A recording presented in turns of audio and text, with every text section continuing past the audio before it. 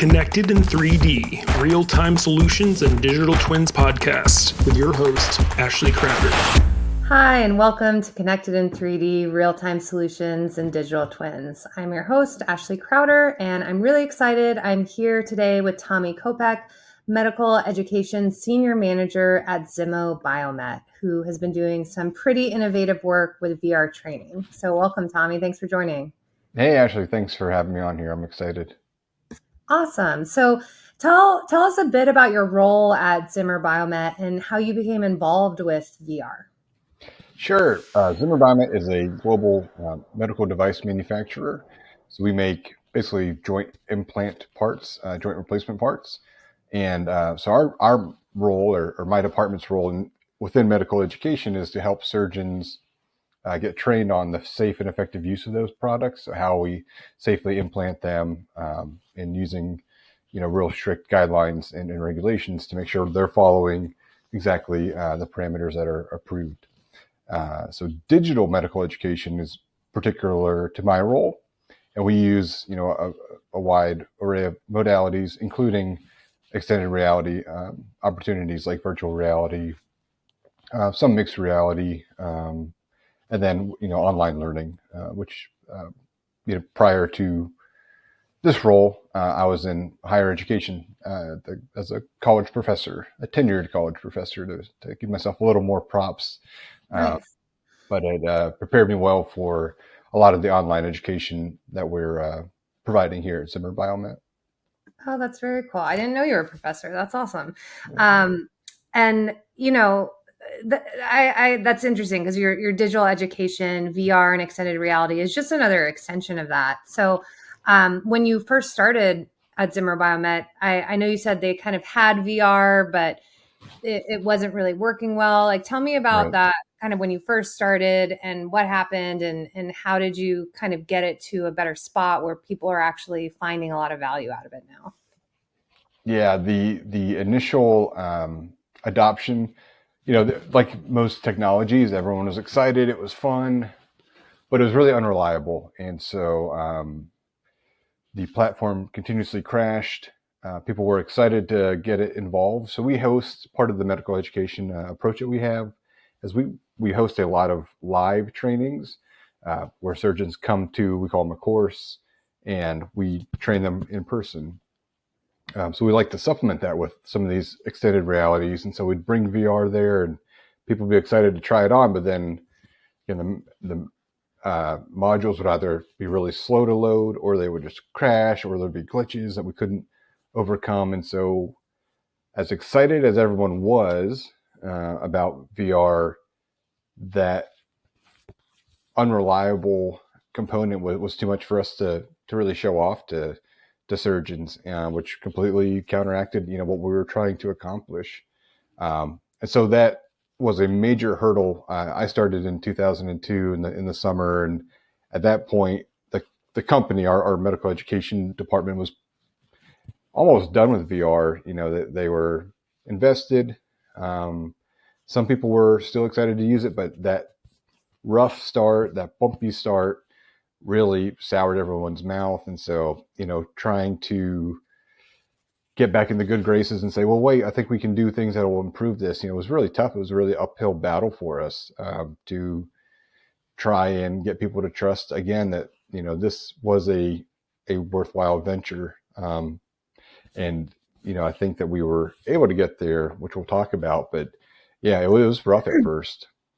Yeah, I mean, 2002 was early for VR training and medical. I feel like you guys are. Oh, sorry, 2022. My bad. Sorry if I said that wrong. My bad. Yeah. Yeah. So no, I mean, part of that is, it's all about. It's one thing that that VR is proven to improve training, better memory retention. We can get into all of that, and especially if it's a medical device. I want people to really understand how that works before they do surgery on me. But it's all the logistics that go into setting this up to scale for an enterprise the size of Zimmer Biomet. I mean, how many surgeons are you all training per year?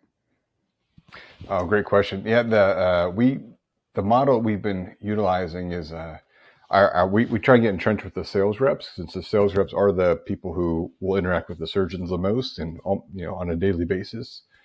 And so we have a system set up to send the headsets to the sales reps, and then they will take those in front of the surgeons. So it's hard to quantify an exact number. We go to these large industry events, and we'll also bring headsets there.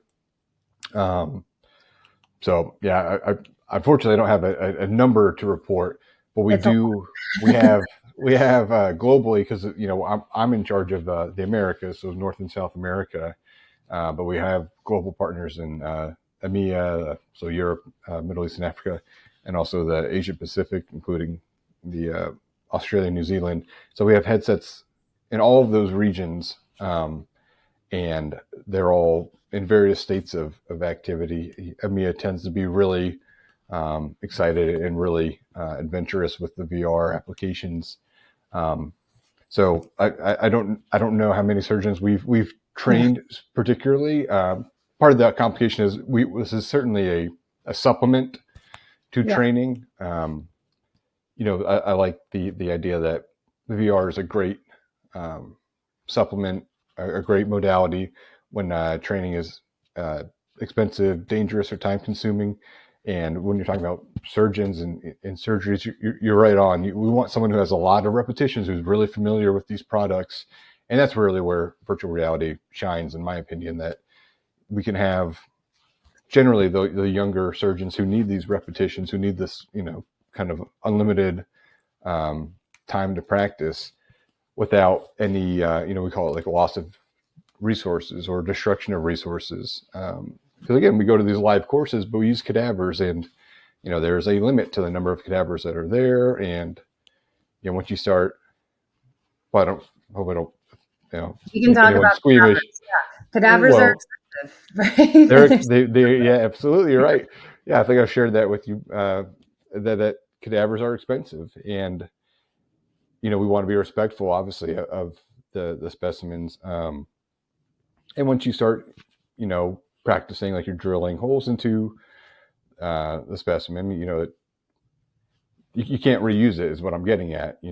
So whether we have that or we call them saw bones is a model that we use. It's like a dense, maybe not foam, but a dense material that replicates bone, and it's it's better than nothing to practice drilling into.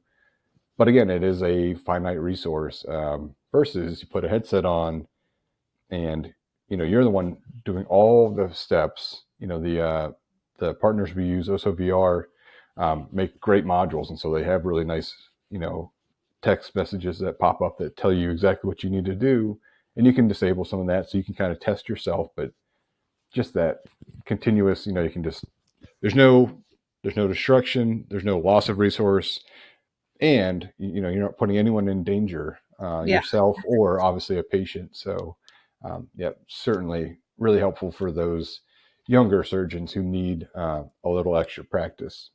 Yeah, no. So the value of VR is great, just as long as you can really scale it across your organization. So how were you able to overcome some of those initial challenges? Like, what were some of the tools you implemented, and how is it going now? Yeah, when I started in that summer of 2022, this was identified as a major obstacle that we needed to overcome. So one of the first challenges I took was, how do we get VR up and running or smoothly up and running? And we found out we need something called a mobile device manager, the MDM. And so we partnered with ArborXR, and that has been phenomenal for us because, again, it makes the modules more stable. We can easily update, between the two partners. We can easily deploy updates or updated modules. For customer support, it's super helpful for us as well, because we are the ones interacting with the sales team or whoever's requesting a headset. And when something doesn't work right, you get the phone calls. And so on their interface, we're able to go online and see exactly what, usually it's a software issue. It's usually they don't know how to update the hardware, or the software. So walking them through, whether it's on the Meta side or because we use Oculus Quest headsets, whether it's a meta thing or, again, one of our modules. It's really simple now to track and, get exact, serial number, which headset you're on. And then I can tell you really precisely, well, this hasn't been turned on in 2 years. So Yeah. we deal with that usually with like the international partners where they might be, might share a headset and no one's put this one on in a while. And you're like, well, you're on software 47 and like the current one's 73. And you're like, well, Yeah. we're going Yeah. to have some issues, make sure to give yourself plenty of time to connect to Wi-Fi so the updates can download. But yeah, the MDM has been terrific for that side of it.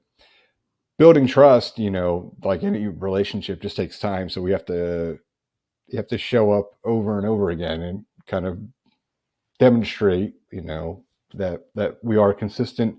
We're here to support. When we show up to these courses, we're not going to be a distraction. Like we are going to be a value add by bringing these materials and showing, again, the surgeons, the other healthcare providers, or the sales reps who usually accompany their surgeons to the trainings.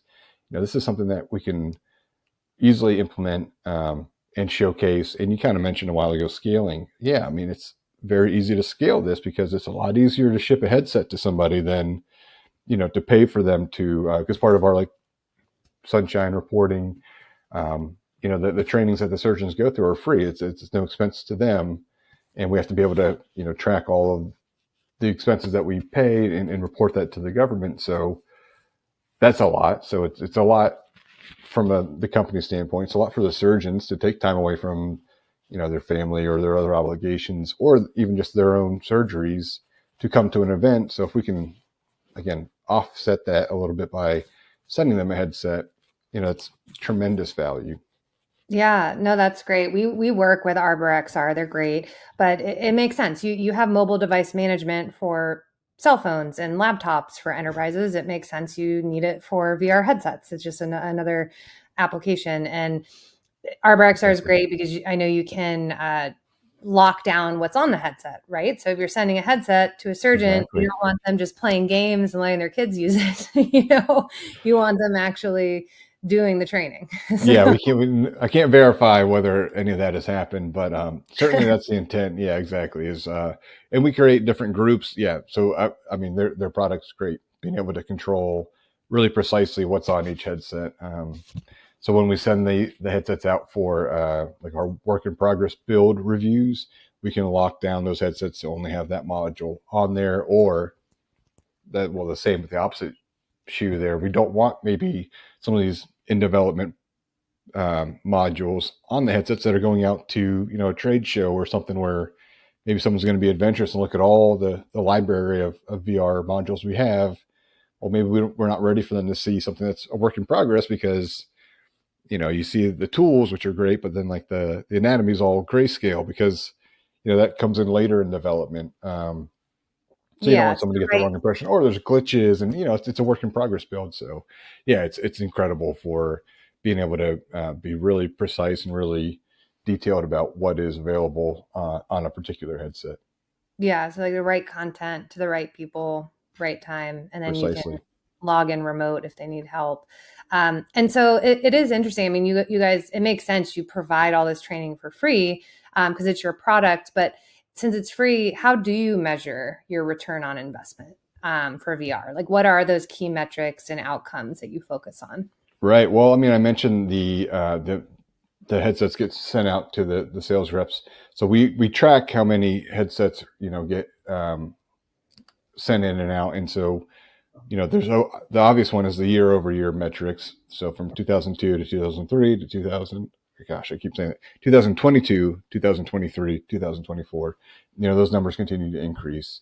The requests we get, the messaging from the field, so from the sales reps, when you show them a new module, that's great. What else do you have in development? Um, those are really important factors for us. From those standpoints, probably a little more qualitative than quantitative. The numbers that we report are, again, how many people are requesting headsets, where were we last year with that, and the number of times we get requested to go to events. Again, in 22 when I started, we were kind of like, let's pause VR. We don't want that to come, because it became a distraction, because the way we were set up for a lot of those courses, we'd kind of be there when they were taking a break. We'd have a VR station, so they'd come over, and you have 20 or 30 minutes between sessions, and instead of someone being able to run through, or really us be able to run a bunch of people through these VR modules, you maybe have one or two, because it was so clunky and took so long to load, and then that might crash. So we became kind of I don't know, a someone who you didn't want to see, you didn't want to invite. And again, building that trust came from implementing new systems, and showing and continuing to show and kind of keep our foot in the door with our managers that this is something. Give us another shot. We really had to work hard on that. But in 23 and 24, now we're getting invited to the courses. Well, we have to have VR there. Like we love seeing it. It's really inviting for the course to have, the VR kind of playing in the background, and it's exciting to see people put on headsets, and they like the surgeons, the people in the headsets like to get pictures of themselves, or send it out to their friends, or snap a picture of someone else who's in a headset, because we do like to cast to a screen so you can see what's going on, but you still look a little goofy. There's no real getting around that. So Yeah. Kind of have to embrace that part of it. But now, I think the overall excitement with VR has really elevated and continues to climb. So that's how we feel like we're on the right track. That's great. And I know you mentioned a pilot program where surgeons would engage with VR training first before attending an in-person course. Because your point, this isn't a replacement, but it's kind of a supplement. Yeah. Can you share like some more goals or like early results behind that initiative, or what the surgeons are saying? Absolutely, yeah. One of the target audiences I mentioned are the younger surgeons. So we kind of have those classified as early career. So that includes the residents, so the surgeons, right out of medical school, the fellows. So again, a year or a few years above them, but still not a lot of independent practice. And then kind of your surgeons who are attending, or they're on their own, but they have less than 3 years experience. So we kind of group all of that, those people together, and call them early career. So we have a number of early career courses. And one of the initiatives we took this year was, like you just mentioned, trying to surround them with opportunities in education. So ahead of a particular course, we would send out headsets to this group of surgeons. They'd opt in. There were people who weren't interested, and that's fine. But if they opted in, we'd send them a headset, and they would get the instructions for how to log in, how to create an account. And then, here are the 3 or 4 modules that match up to what you're going to learn about in the course. And so the expectation is you spend as much time as you can, but we want, at least 3 attempts on, each of these 3 or 4 modules. And we saw great success. The results were positive. We as a kind of a test pilot, we could probably measure things better. So to be honest too, I mentioned my, background in education. So, I'm a PhD. I love data. I love quantifiable data, but it's a little harder to implement sometimes, and so we don't have as much quantifiable data as I would like. But we did see people across that timeline of 4 or 5 weeks before they came to the course. We saw the amount of time that they were spending in the module, which is one of the metrics that we practice and record, substantially decreased. So meaning like the module is programmed to say like the expected time for you to do this chapter of it, is 4 minutes. And so you can see, the first time you do it, you're probably like 7 or 8 minutes, because everything's slow and clunky, and you're like still trying to figure out the controls. But over time, we saw those numbers, the mean average, decrease substantially. So the more people practiced, the better they got, the more efficient they became. Another step that like the phase 2 maybe of this project would be, which we don't have, this is where I would like to see us go, is trying to get more data for those people who did or did not do the VR ahead of coming to the course. When they came to the course, they learned, But what was their? And we asked some survey questions about their expectation. Did they feel more prepared? And they did. They felt really well prepared for that in-person course. But again, I would like to see, if there's a way for us to track how they performed at the course versus those who didn't. And then the follow-up. So like the third part of this was, again, the kind of after care. So after they went to the course, some period of time later, we tried to do another, which we haven't spoken much about, but the other, the mixed reality component. We do a virtual surgeon to surgeon visitation. So Wow. instead of Dr. Crowder coming to Dr. Kopec's office, we get you set up with a link, and then at my facility, I'd wear a HoloLens or whatever the mixed reality device is, and so have that two-way communication. So you're still able to in real time ask me questions and say like, well, why'd you do that? Or, oh, okay, I learned this. What do you think about that? If you have different philosophy Wow. about. So just to so the surgeon's wearing a HoloLens while they're doing surgery. Yep, absolutely. Wow. So you're seeing what they're seeing. Again, that you have the two-way communication still available. So that was our idea. It was kind of hit them with VR to prep them for the course. They come to the course. We do great, live training and education, and then we want to kind of supplement that and kind of give them another piece of this and say like, well, now at some level, it's I have to be careful about like educational words. Like, we don't know that you're minimally competent yet, but Yeah. you've at least done, 2 exposures. Now, here's your chance for a third kind of follow up. Now that you know all that, You can maybe. graduate to that. Yeah, exactly. Level. I mean, that makes sense. Just from me watching Grey's Anatomy, to be honest, seeing the surgeon theaters where they're way up high looking in, I was always like, how are you seeing anything that's happening in this surgery? So the fact that you're now leveraging HoloLens and doing mixed reality makes total sense, because it's like you're right there. Yeah, there's a lot of permissions. There's a lot of, obviously there's legal stuff we tackle way ahead of that. Right. But yeah, it's awesome. It's incredible, and being able to again talk about scalability.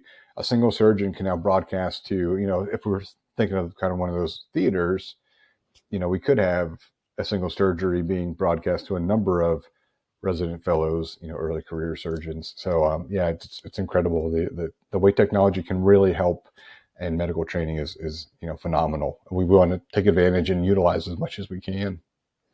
Yeah, that's awesome.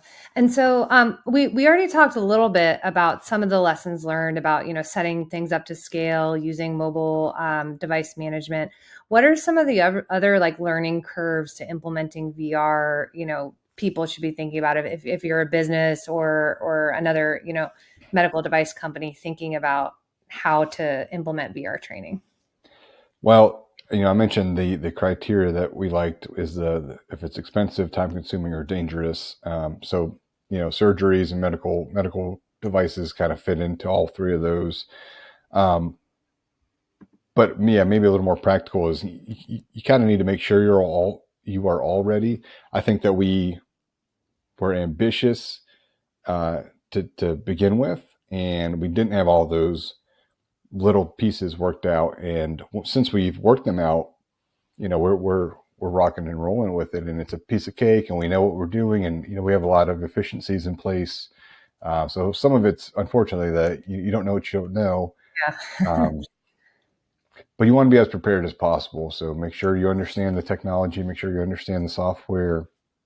Having really strong partners is helpful there too. We didn't have a whole lot of experience in VR, but we relied on our software developers.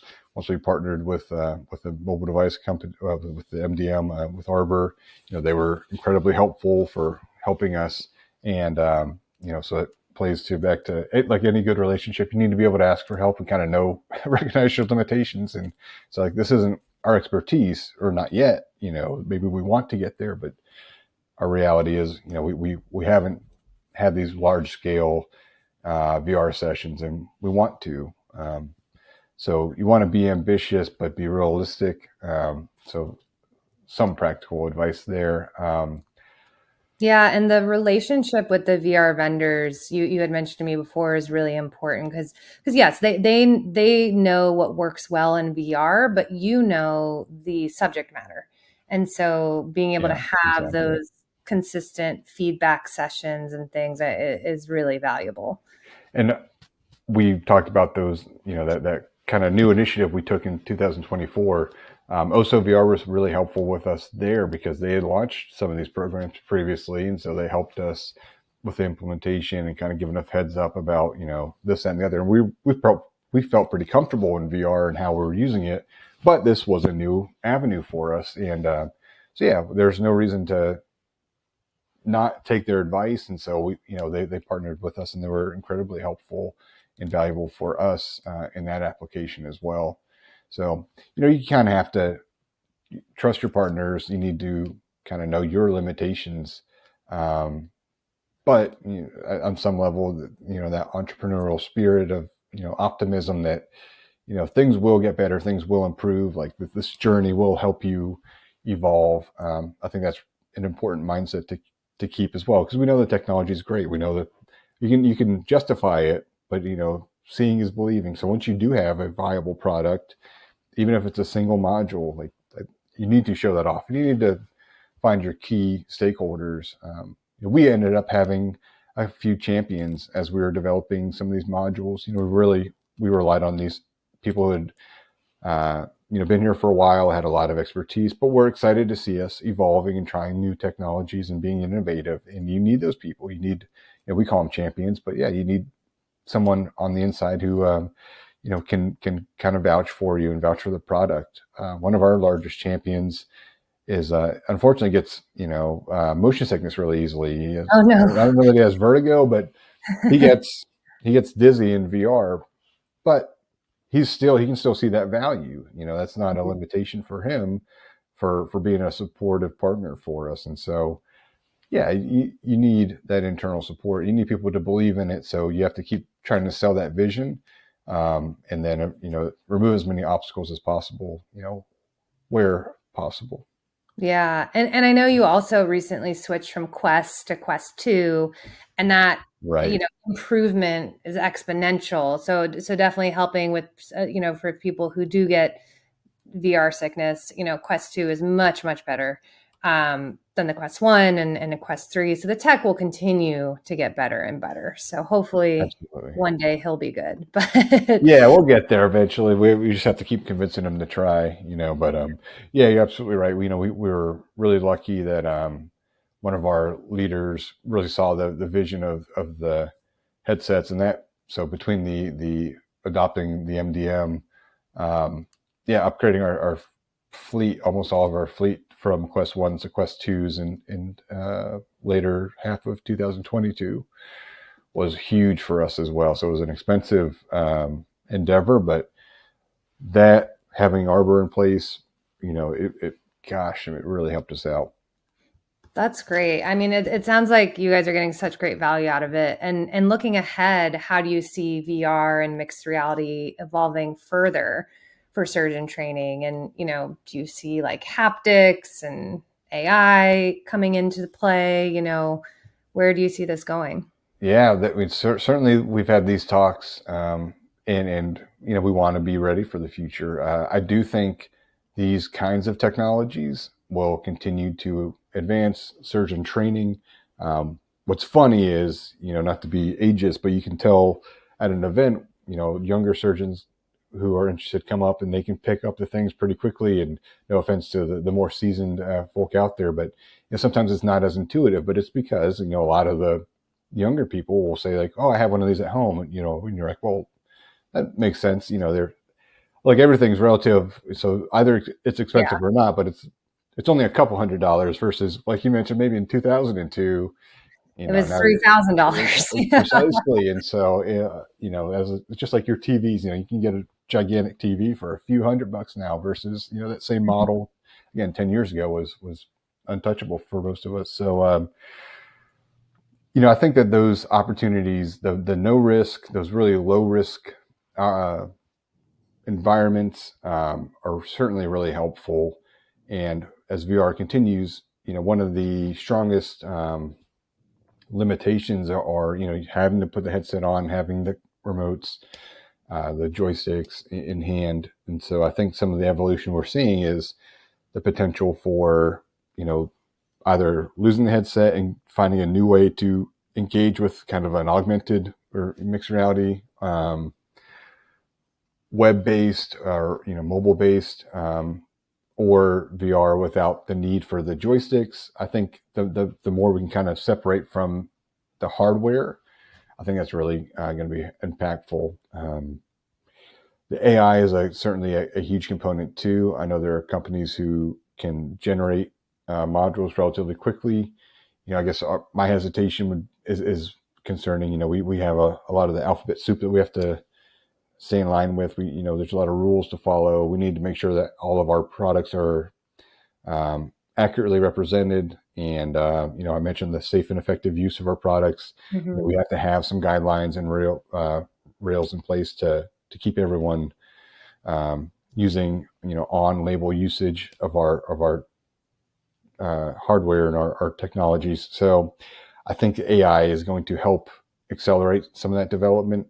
I do think we're early enough in that process where, I don't think that we're quite ready to hand it all over, but I think it's inevitable that, the computers are going to help write some of this coding, and some of those really difficult tasks are going to become much easier, and that turnaround for developing a new module is going to, reduce substantially. So, AI is certainly going to help the process out. I don't know that we're ready to hand it over, but I'm sure everyone says that. And yeah, anyone like Zimmer Biomet, big enterprises, you're going to have your own private machine learning model. You can't, right. Obviously you use open source.